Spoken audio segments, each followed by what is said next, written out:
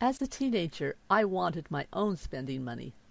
My father suggested I learn the skill of netting from his mother.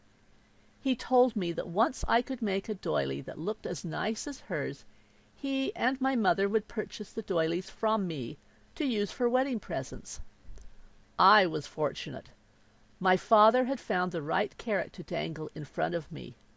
At that time in my life, money meant more to me than learning a skill from my grandmother.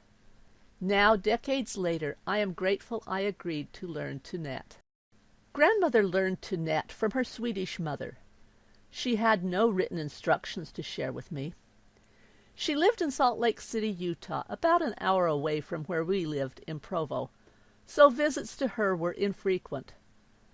Over the course of a couple of years, I learned how to net and how to undo my mistakes. Much of the time, I was learning on my own, sitting in the basement surrounded by drying diapers, where it was relatively quiet, tying and untying netting knots. My first doily had its share of problems. Grandmother showed me her first one, and I decided if she could improve from that first one, I could also improve.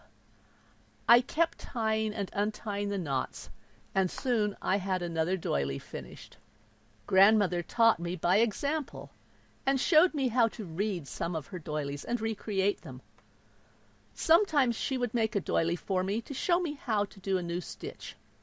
Occasionally she would give me a doily to duplicate. Once she gave me a doily that had not been completed, since the stitch was a bit complicated and she needed to show me how to make it, instead of just describing how to do it. When I finally mastered that stitch, I got to choose which edge to put on the doily.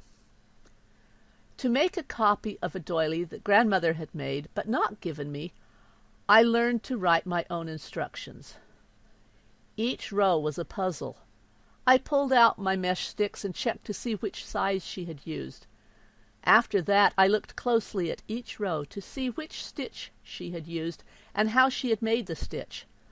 Finally, I had to write down something that would remind me of what I had seen. Over time, I developed a method of writing down instructions so I could duplicate her doilies without having them right beside me. One of the first doilies where I did this was one my dad wanted me to make for a wedding present.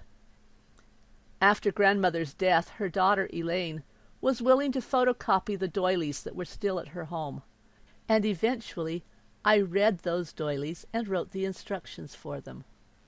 Shortly after I was married, I began experimenting with the patterns my grandmother had designed. I added stitches and changed centers, stitches and edges, thereby creating a new doily.